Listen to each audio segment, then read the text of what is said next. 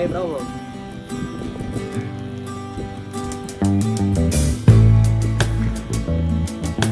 Thằng nó thân son luôn, đầu luôn. Đầu giờ không tôi mới.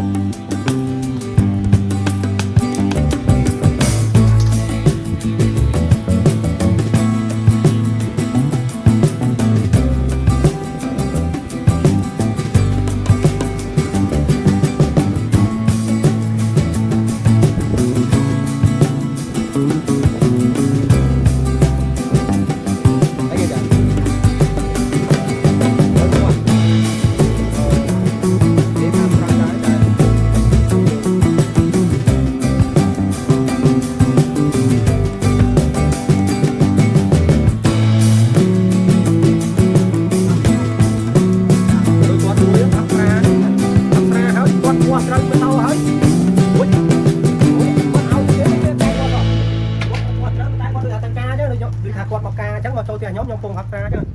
hai đứa nó đặt một phong mà phong tới đi vô con vui tao con bạch tới ban tao hết như kì bữa tam đi xong tới trai con đá nữa tàu phi bay cuốn đấy à